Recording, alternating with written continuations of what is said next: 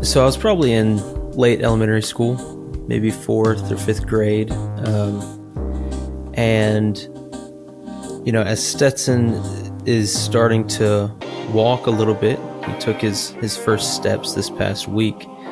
I got to thinking, oh man, I'm going to have him walking on my back to give me some, it's almost like a massage, but it's their whole body, it's their feet on your back, but it's their weight, So I was doing this for my dad. I was walking up and down on his back.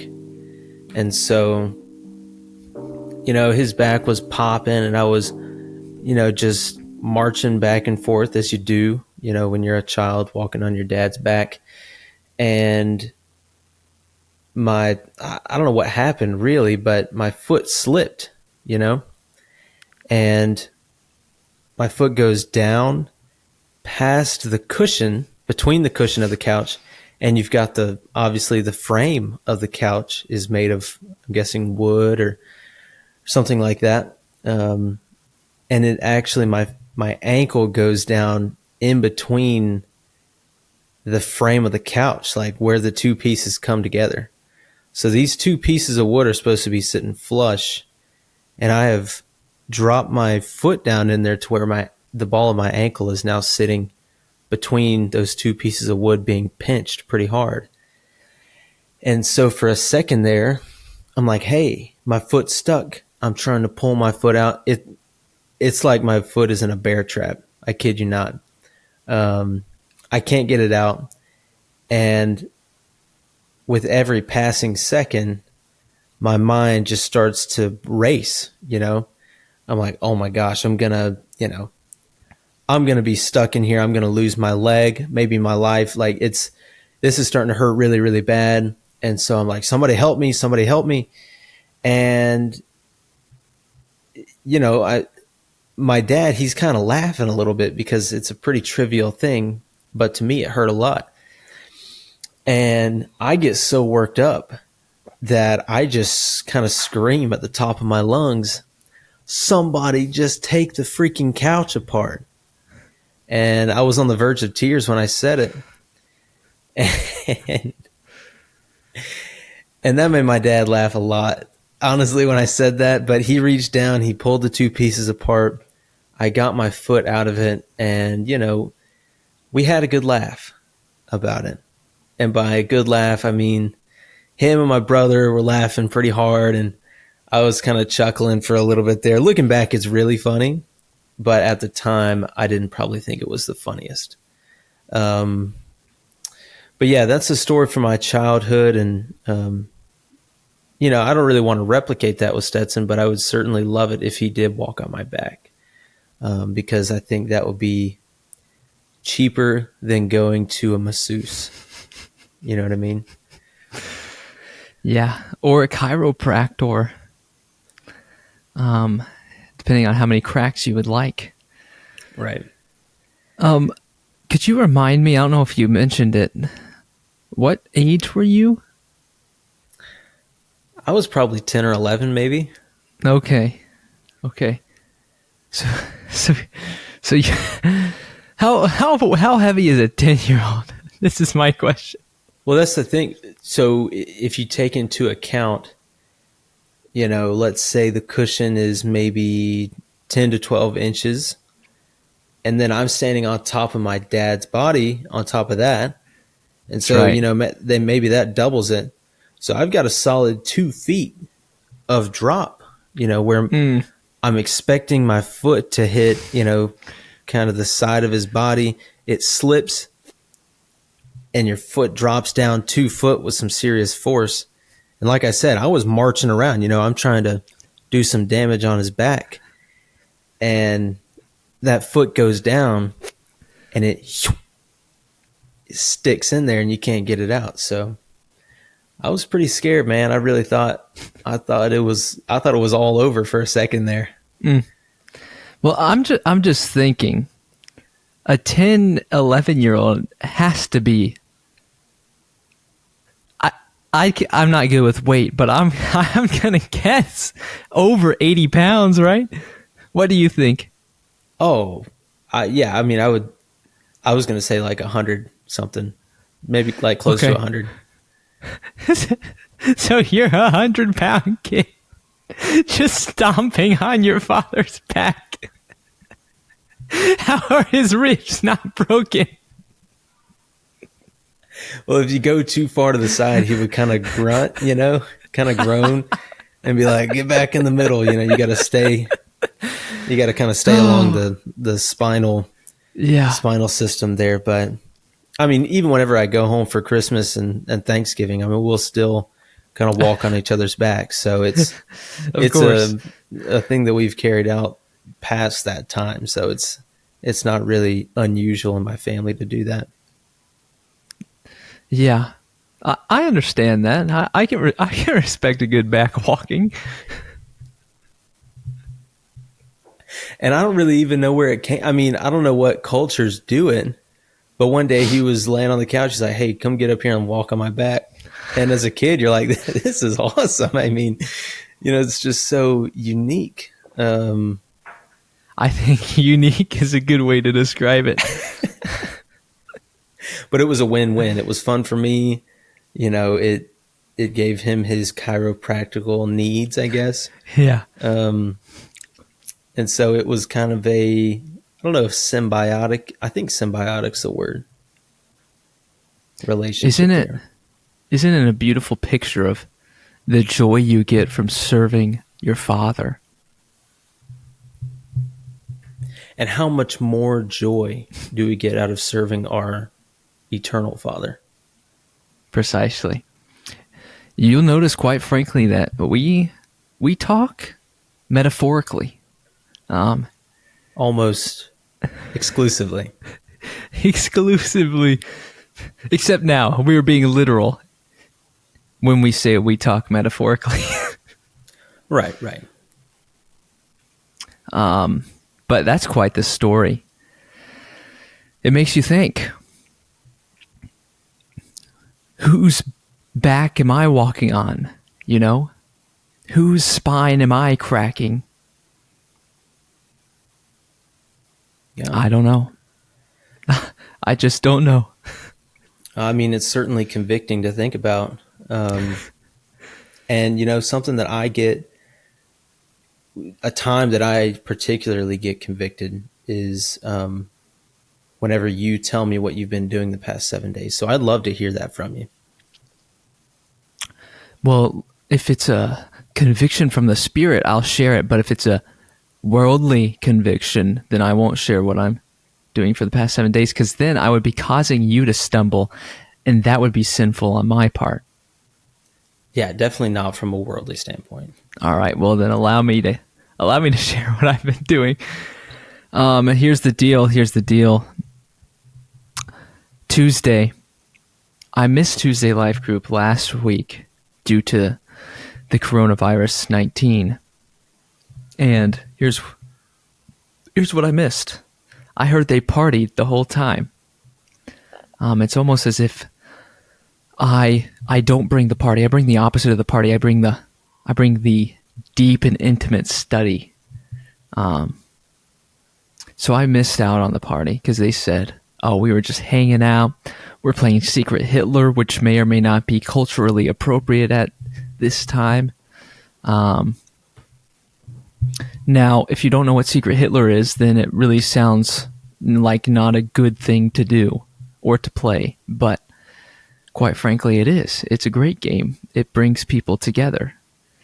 Anyway, onward. We did not play Secret Hitler this Tuesday. We studied Acts 15, and that was a great study. It was actually a study of the letter that they sent to the Gentile church after the Jerusalem Council met, because the Judaizers were saying you have to be circumcised to be saved.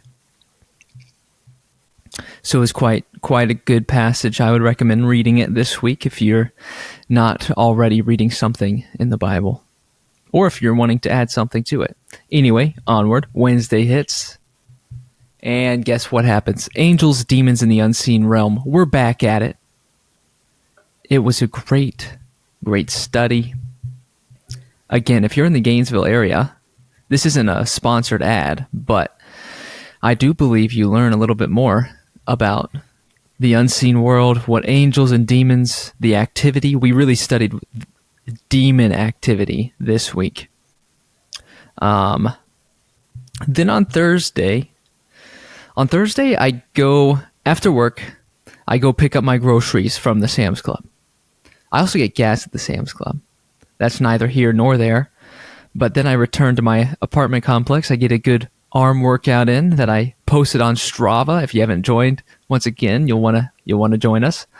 Then I went on a run. All right.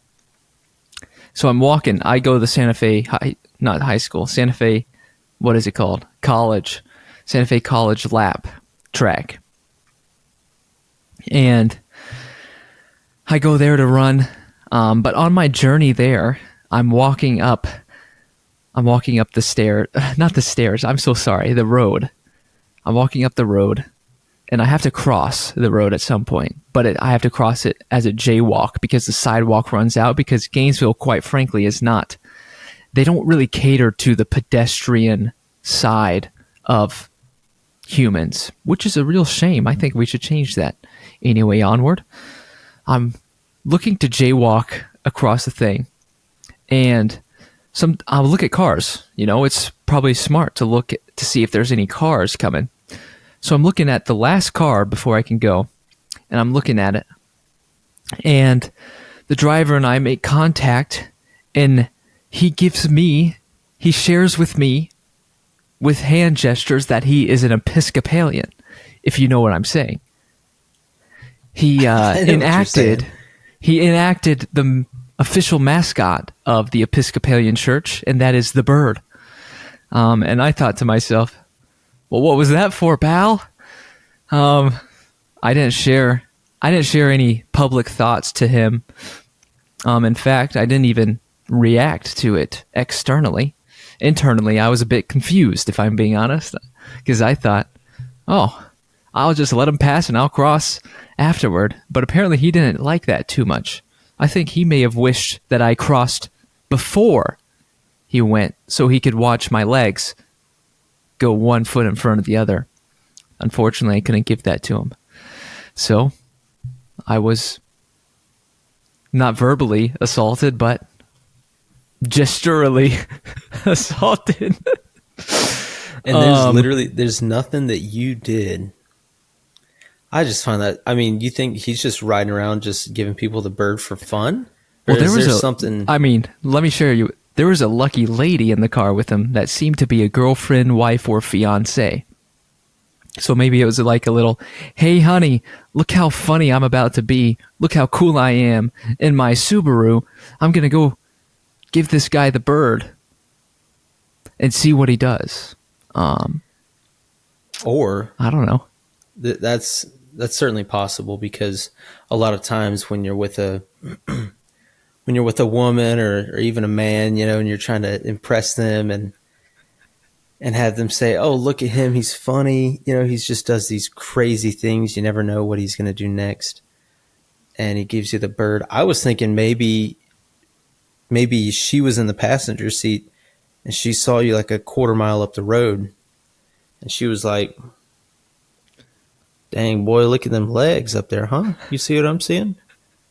And so he was maybe a little upset at you because they were possibly, giving you eyes.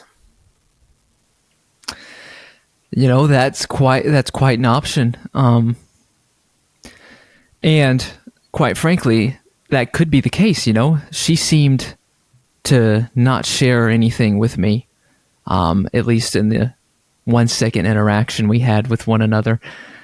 But it's a beautiful picture of us not knowing the backstory of circumstances that hit our lives and seem like they are intense and seem like they have great problems behind them. You just never know what's happened before, and we should be generous in our patience and our understanding in those circumstances. Quite frankly, I enjoyed getting the bird. It's allowed us to discuss this crucial and critical circumstance on this podcast. It's a life lesson, really. Now, if they had both given you the bird, like a coordinated effort, that would have just been funny. I mean, there's no ambiguity there. That would have been pretty hilarious. Yeah.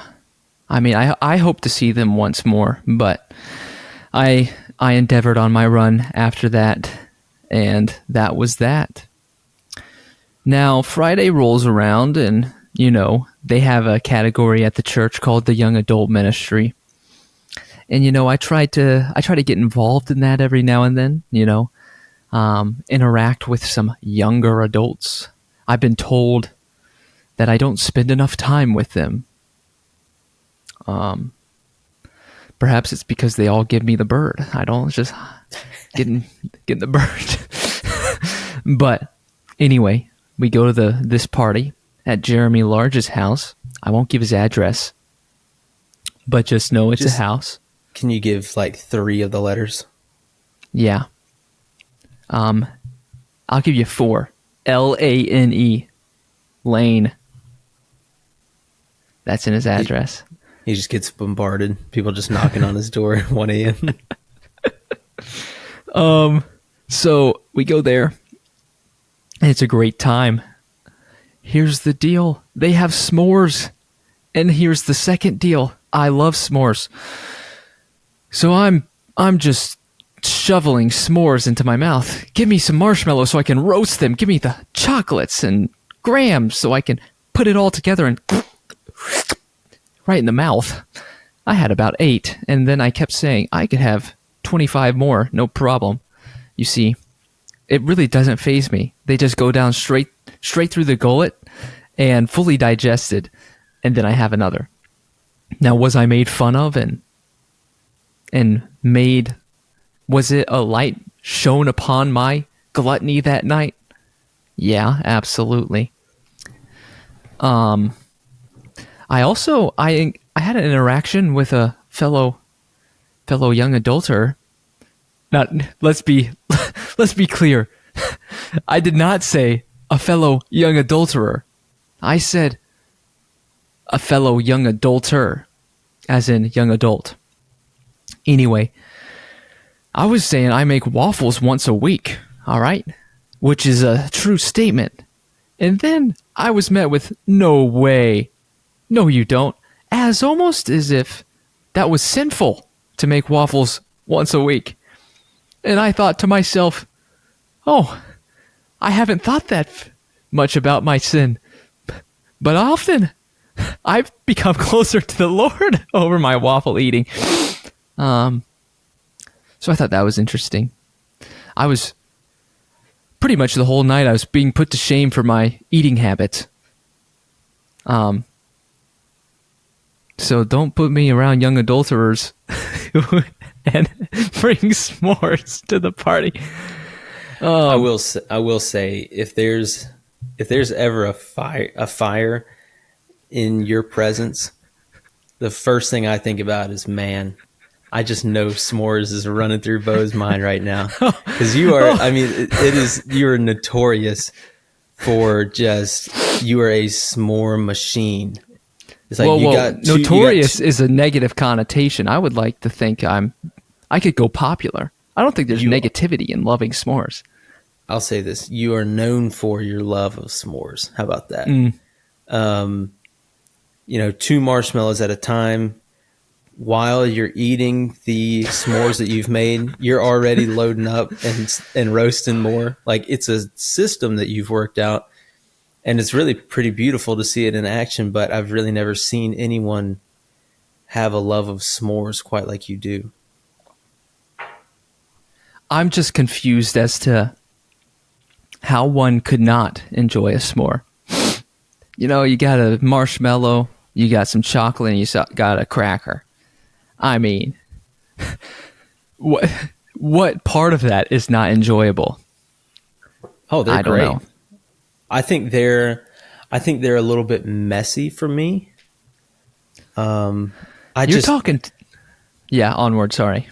No, you're good. I was going to say they're messy for me because, I don't mind eating ribs. Ribs are messy on my fingers. But typically when you're at a fire, you're outside, you're not directly near a water source or something like that where you can wash your fingertips off. And that's one thing that I can't stand is having my fingertips just be really sticky. But that's just me personally. Well, I was going to say, you're talking to a guy who opens syrup bottles with paper towels.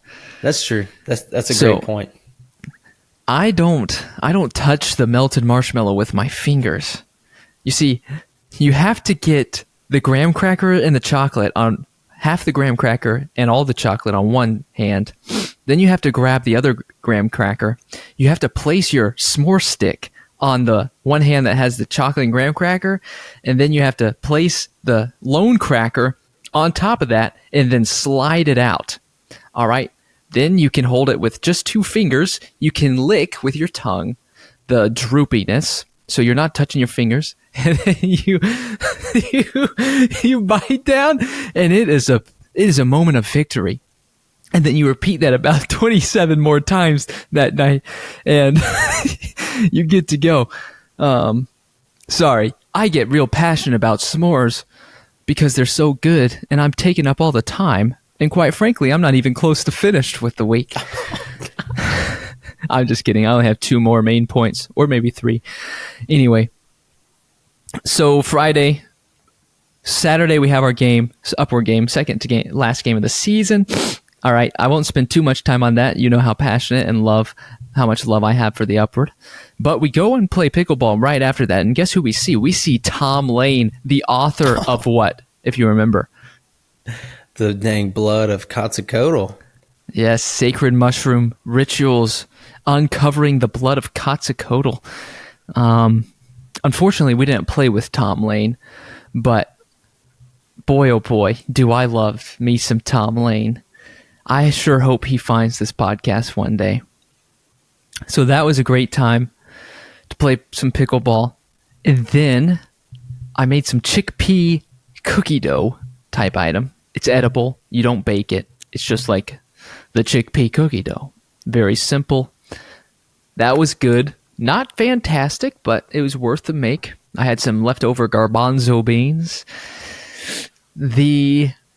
Then Sunday, which is today, the day we're recording this, we just kicked off a new series at the church called Deliverance, which goes hand in hand with angels, demons, and the unseen realm. Because what are people delivered from? Demons. Now, they could be tangible demons, they could be demonic forces, but when you become a born-again Christian, you are delivered from your sin. You are washed clean. You are delivered from death, if you will. What do demons bring?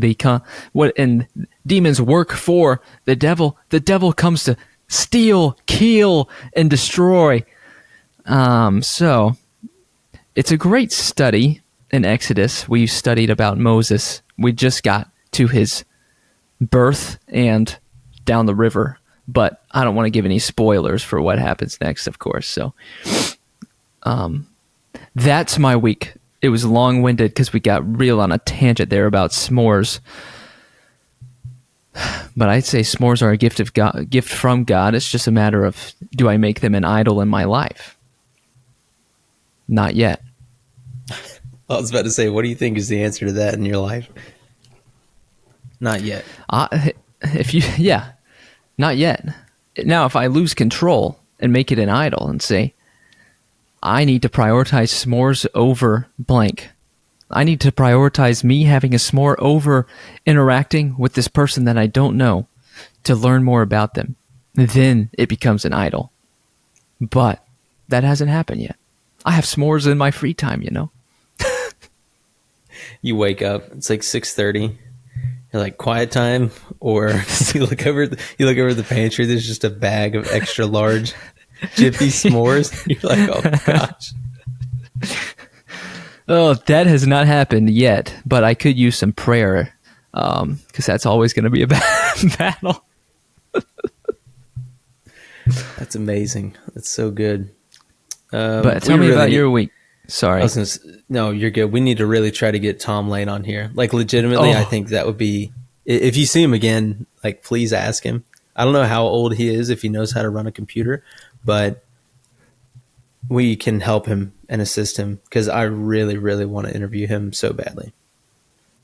that actually, let's make that a goal. We'll make it a goal. And then we need our listeners to hold us accountable. A 2024 goal. Yes. All right.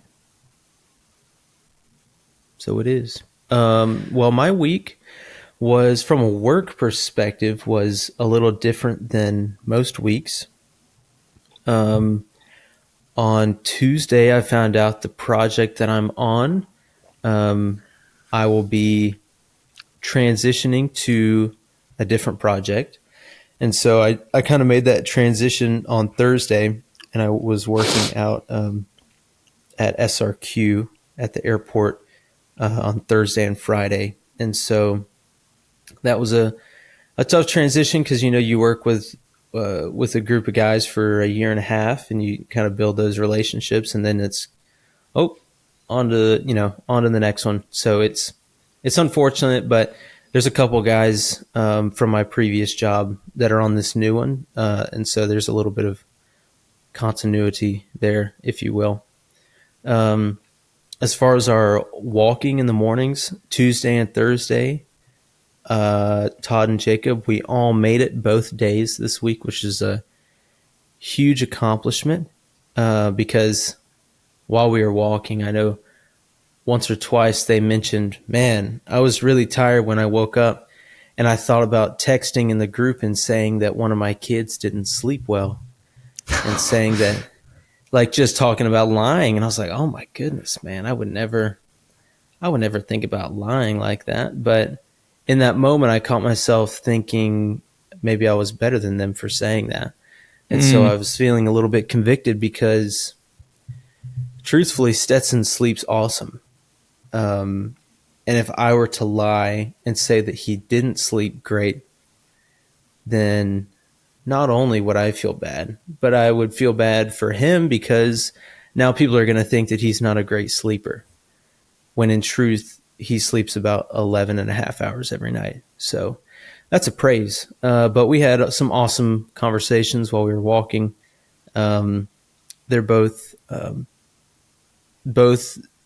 pretty regularly attending our Bible study groups and church on Sunday mornings. So that was just a huge blessing. And then on the weekend, so Friday after work, we drove up to Daytona for a funeral. And so we met your parents up there on Friday night, and we booked an Airbnb and we split it with your parents. And Molly had shown me the pictures, and it's nice on the inside. You know, it's newly, I guess, refurbished, maybe isn't the right word, but they kind of renovated the inside, and from the pictures it looked good. And then we're driving Friday night. We get in kind of late because we had to go through Orlando and Tampa, and that's always a mess on Friday afternoons. But we pull up, and I'm looking at the map, and it says we're 2 minutes away. And I'm looking at my surroundings, and I'm thinking, this is a pretty sketchy area. Like, you just know the area. Like, when you're driving through it, you're like, I wouldn't want to stay at an Airbnb here. And so it tells me to make a right. And on the left, there is a pawn shop. And on the right, there's like, we'll call it a mechanic shop, but I think it was a chop shop. There was just a bunch of tires stacked up and parts everywhere in the yard. And then you make a left, and right there behind the pawn shop is the Airbnb. So if you're sitting on the front porch of the house, you can kind of look at the backside of a pawn shop, which is really nice. But it was definitely very sketchy. We had to park in the backyard, and one of the comments that your parents made right off the bat was, yeah, it's there's a train that comes through, because we'd only been there for a few minutes. There's a train that comes through, and it's literally 40 yards from the back door, and it has to blow. I mean, we got there probably at 9:30, and they were like, yeah, it has to blow its horn in case anyone's on the tracks when it's coming through town. So we started looking at the reviews on the Airbnb, because obviously nobody did that before we showed up or booked it. And like 2 of the reviews were like, yeah, there's like sirens all night and a train that comes through every hour. And sure enough, the train came through every hour, like on the hour, and it was whistling that horn as loud as it could. So I remember waking up at like 3:30. And Molly was like, how close is that train? I was like, well, the house is literally shaking, so I'm assuming it's pretty dang close. So yeah, it was an experience for sure. That'd be a lot of fun. Everybody was safe. It was like, dang, if it wasn't the train, it was like police sirens just blast. It sounded like they were in our front yard. And they very well could have been. But it was like, dang, planes, trains, and automobiles. I mean, everything was right there by us. So that was a unique experience. I'm trying to think what else we did. We went to the Starlight Cafe or Diner on Saturday morning, and I got some eggs and bacon and a couple pancakes, and it was pretty good. So if you're ever at Panama City, Daytona City, or Daytona Beach, one of those 2, go to the Starlight Diner, because it's pretty good. And then we went to the funeral and drove home Saturday afternoon. And really kind of the last interesting thing that happened to me was last night, Saturday night. We're sitting there, we're like, man, I want some ice cream, because your parents had sent us a picture. They went to this local ice cream shop in Daytona before they left, and they were like, hey, we stopped at Ritter's, don't y'all feel jealous, basically, is what they were saying, because we didn't stop to get ice cream. And I was craving it. And so I said, you know what? I'm going to run down to Culver's. Text me what you want. So I placed my order at Culver's. The new Culver's that they just opened up, I mean, it was probably 8 months ago at this point. It's the slowest. I mean, they give you like a number. They put it on your side mirror. And they're like, hey, go pull up at that spot over there. And I knew whenever I paid, there's like 12 to go parking spots, and they're full. Like, oh my goodness, I'm going to be here for 30 minutes. So sure enough, I was there for like 30 minutes waiting on some ice cream. But the lady, when she brought my food out, she brings everything out and she hands it to me. And it was a beautiful afternoon night. So I had the windows down. I was listening to some music. And she kind of snuck up on me. She scared me, honestly. And she like kind of pokes her head there in the corner of my window. And she has the softest voice.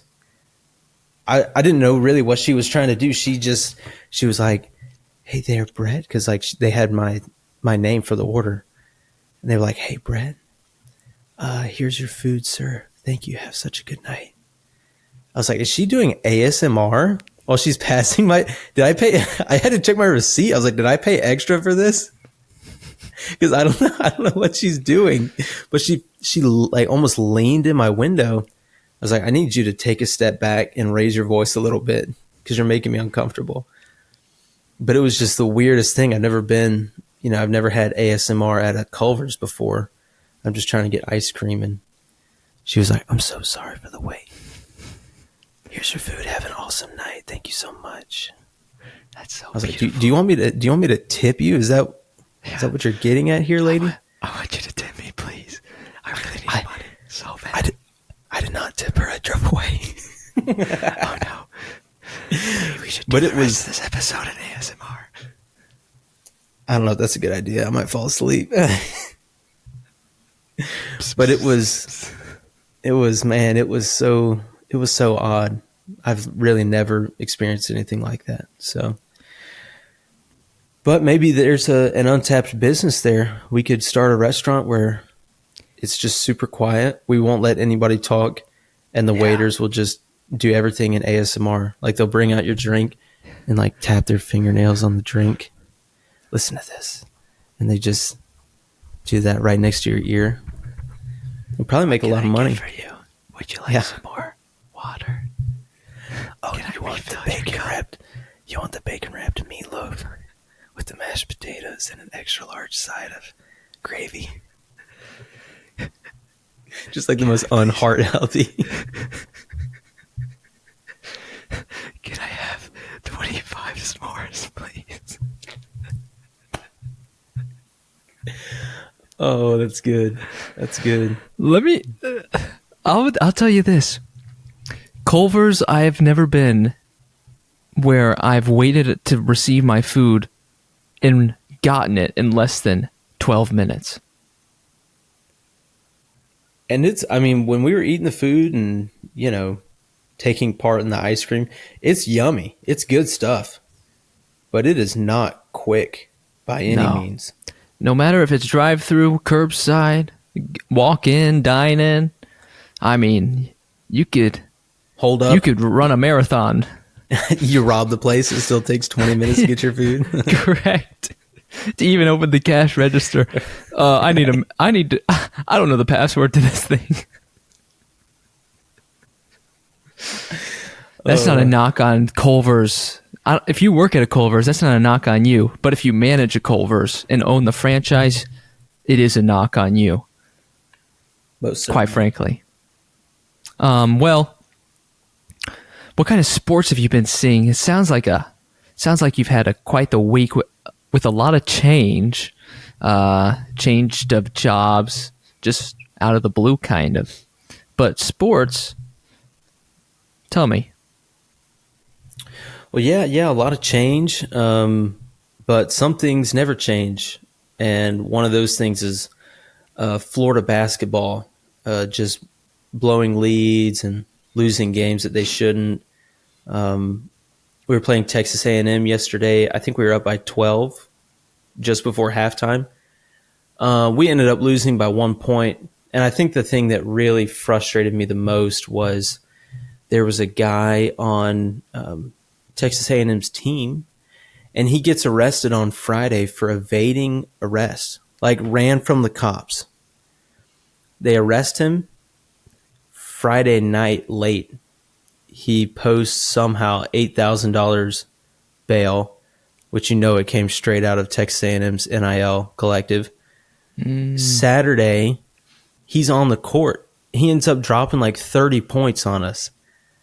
So it's a little frustrating, like if there was no legal troubles there, I would be frustrated at us for blowing the lead, and I still am. We should have won the game. But it just kind of feels like ill-gotten gains almost. When you just bail a dude out of prison Friday night and he's suiting up on Saturday to play basketball for your university, it just seems like something's not quite right there. But that's really the only sports I've been taking in. It's just frustrating. We beat Kentucky in basketball on Wednesday or Thursday. So that was an awesome, you go from the highest of highs to the lowest of lows here. But yeah, that was pretty discouraging, but there's a lot of basketball left to be played. I'll say that. Yeah, well, it might be played in the NIT tournament along with Texas here. That's the truth.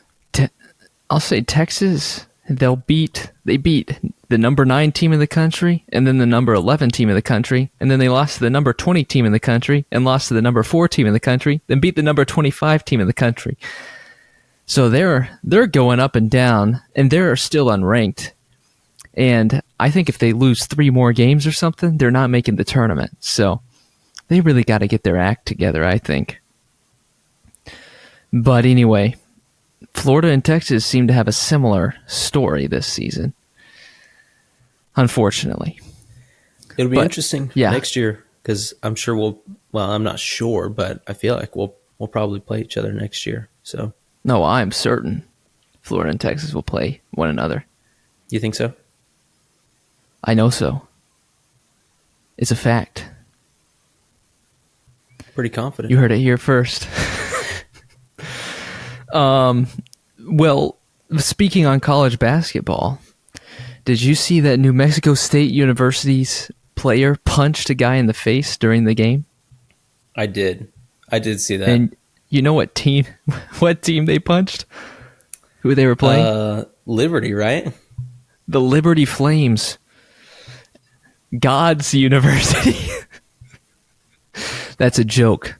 I think Liberty has some cultish students, and they would claim that it's God's University. How dare you say that?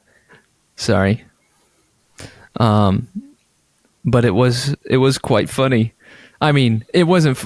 I think it was an uncalled for punch to the face, but I think the guy was knocked out. I mean, he just fell straight to the ground and held his face. It was a good hit. I mean, if he good in the fact that he succeeded in what he was trying to do.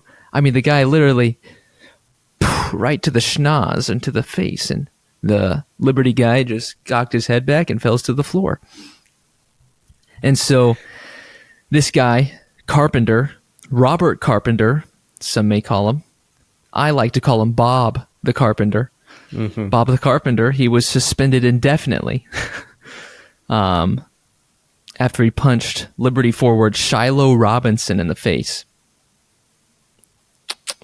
So, let me read this from New Mexico State.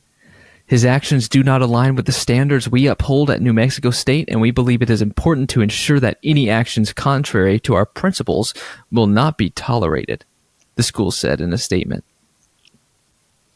Wow, that's powerful stuff, man. Really moving. Now, let me ask us this question. What if we did this same thing? If we said the same thing? If we believe this same thing? Do we believe it is important to ensure that any of our actions contrary to what the Bible says will not be tolerated? Do we live like that?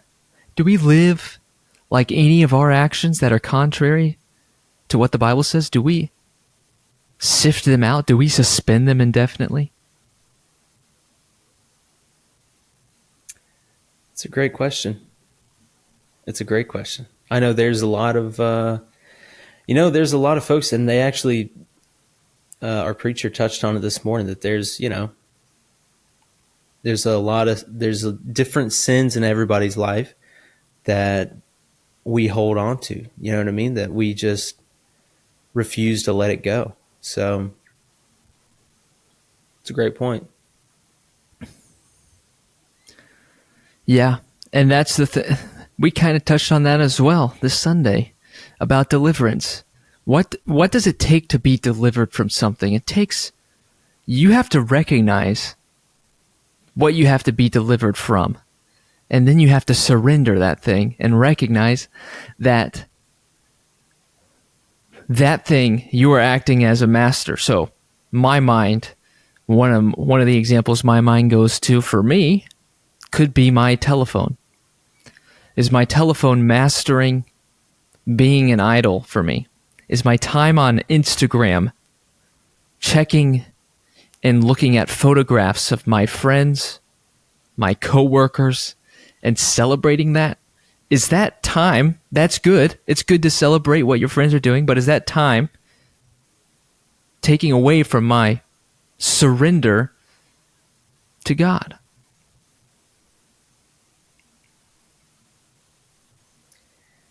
Look, only you can answer that, for yourself. These are the questions we must ask ourselves. Oftentimes, it's the good things, what we would view as the good things, that are the hardest things, and the unforeseen idols in our lives. Whew, all that from one punch to a Liberty Flame, You never know what's going to happen on the Quite Frankly podcast. That's true. It's true. And I think really we've got to much like I saw the video of this dude getting just walloped. And they were kind of running back down the court, and he was almost behind the guy, and he run up to the side and does almost a little hook, you know? Yeah. He hooks him around, bam, right in the jaw. And that's what we got to do to that sin that's it's kind of been dwelling back there. You know, we don't really think about it. We don't want to focus on it. We'd rather tackle, you know, other stuff and just kind of let that be instead of giving it up to God. But we've got to let it think, you know, that it's back there just hanging out. Creep up behind it. Boom. Give it that work. Yeah. And let's go one step further, because I think sometimes we do actually tackle the sin, but we don't choke it out. We'll see that sin and we'll tackle it for a time and then allow it to get back up and run another play on us. But the Bible's clear and says, you are to kill the sin. It uses the specific language, kill the sin.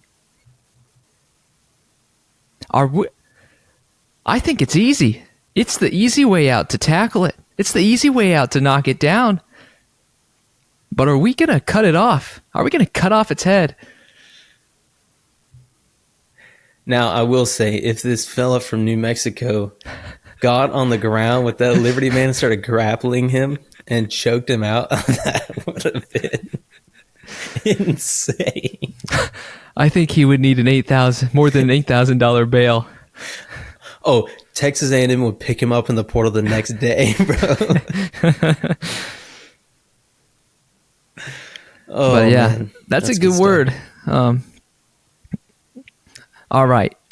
So we received a comment on our Spotify about our last episode, because we talked about tennis and we talked about the Frenchman, the sinner, and then we did that whole thing about who is the sinner, and it was quite beautiful, but we were actually caught on a fact. We told a fib.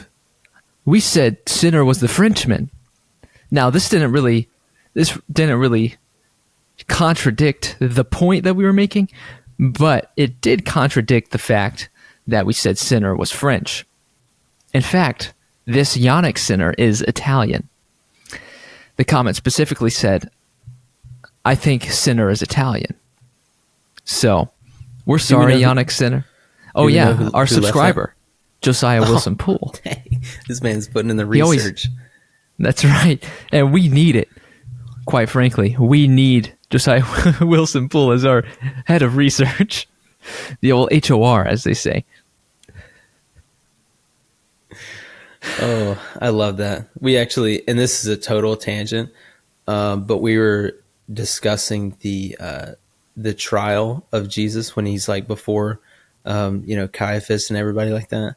And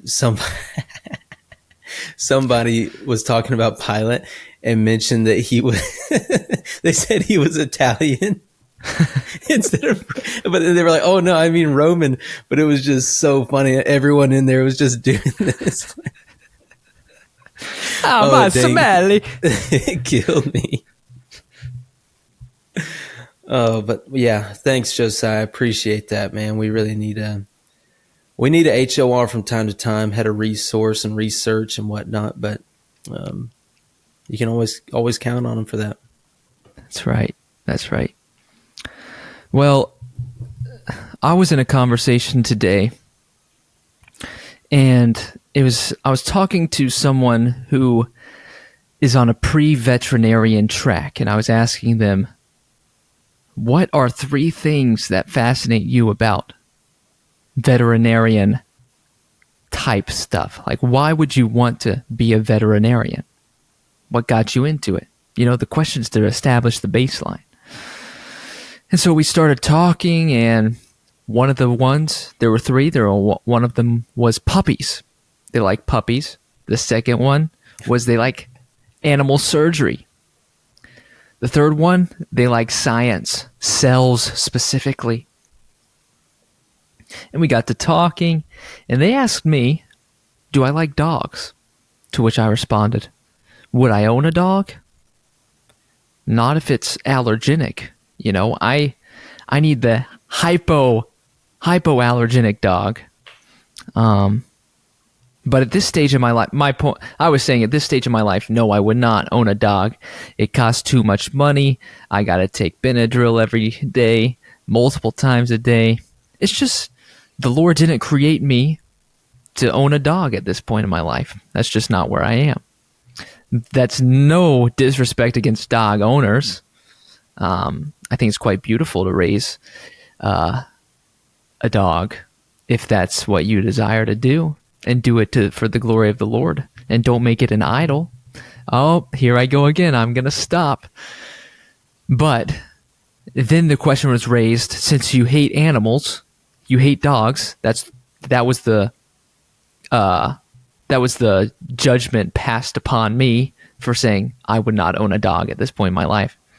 What is your ideal pet? And I pose the same question to you. What is your ideal pet? I would say you got to go unique when you think about that. You can't do a cat or a dog because everybody's got that.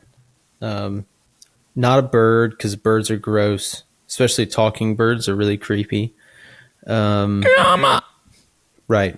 Talking birds are really creepy. Yeah, right. That was my best.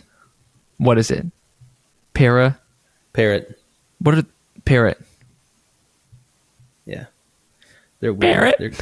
Yeah, they're weird. I would say the wombat is probably my number one choice. They just look so snuggly and cute, but also a little scary. So you got to have that factor of when visitors come over to your house, they're like, what is this thing walking up to me, But in the end, he's a kind, gentle soul, you know what I mean? But yeah, I would probably go with the wombat, and I'd have to train him well to do things, tricks and where to use the bathroom and things like that. But it'd be a fun time, I would think. I agree. I think that'd be fun. For me, my answer was a baby bear. Some might call them a cub. But I think there are very few things that seem to be more cuddly than a baby bear. And they look so friendly, so furry. Like you said, like you would train a wombat, I would have to train this bear. Because what happens when the bear grows? Do you keep it in your house?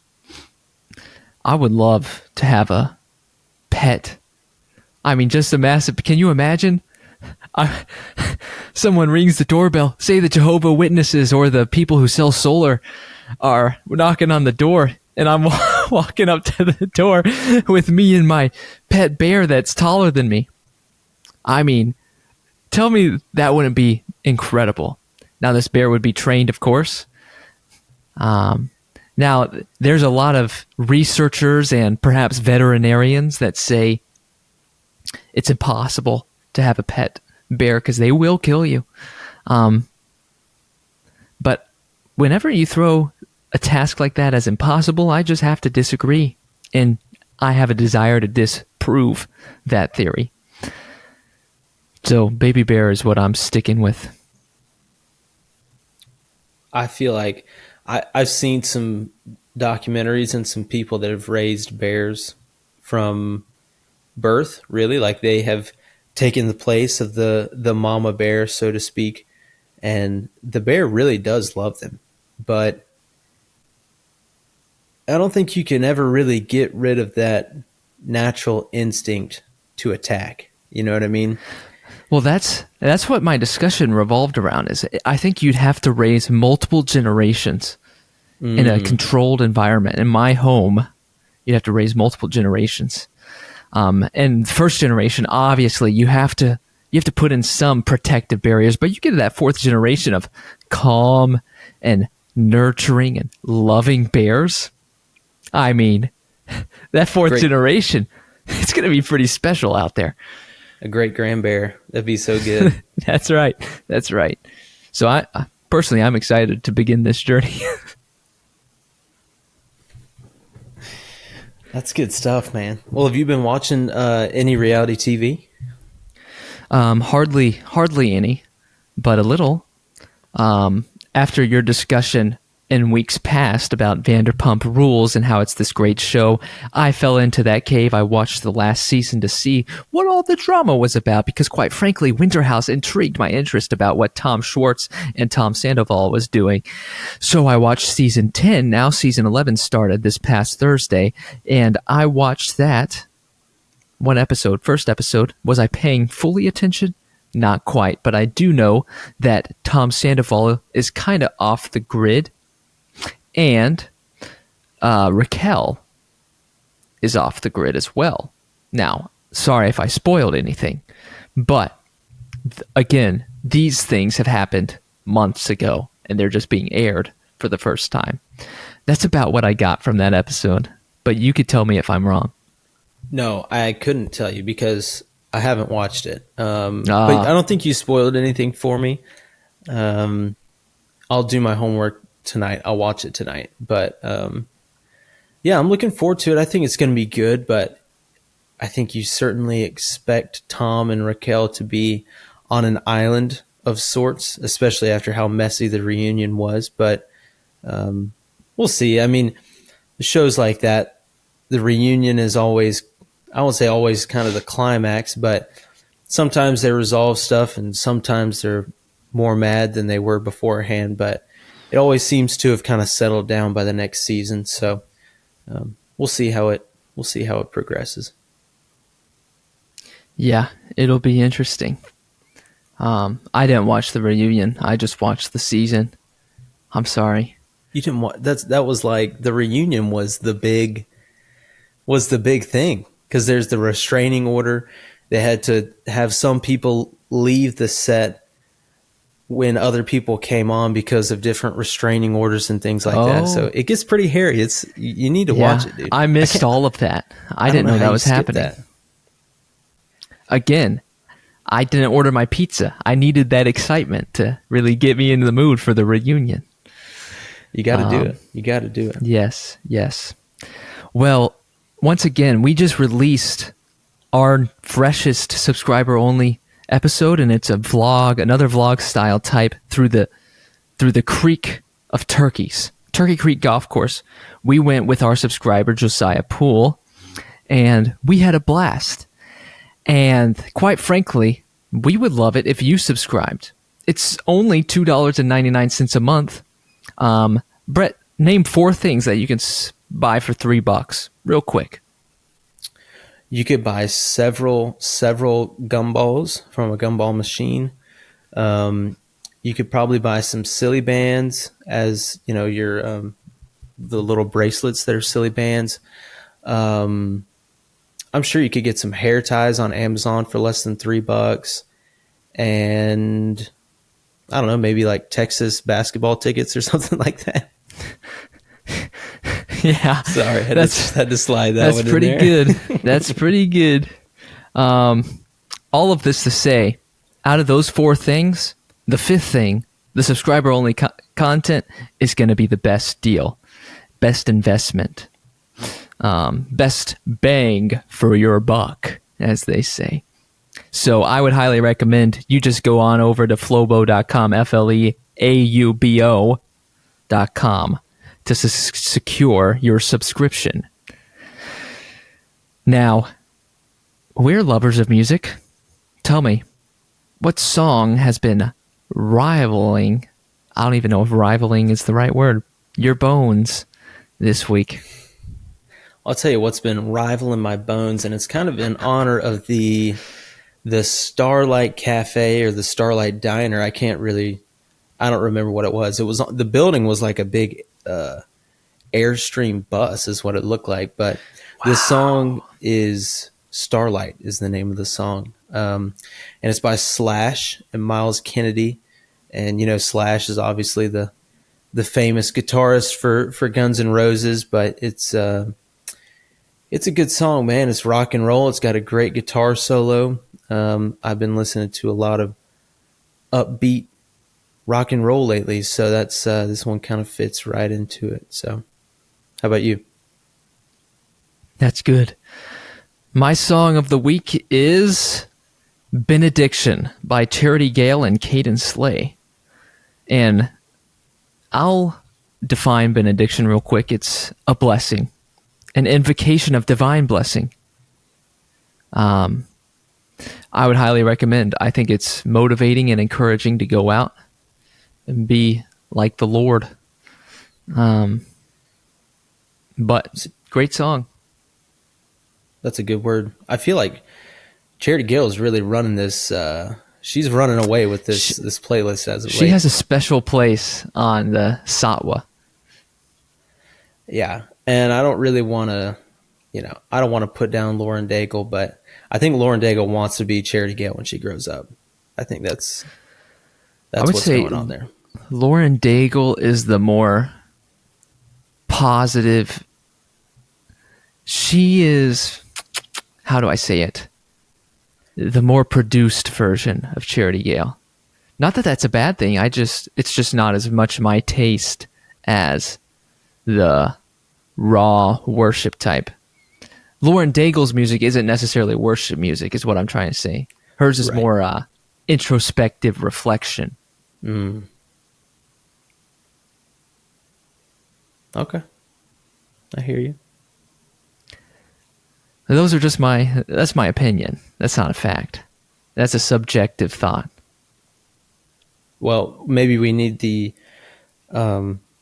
viewers to drop in the comments, if they're team Gale or team Daigle, perhaps.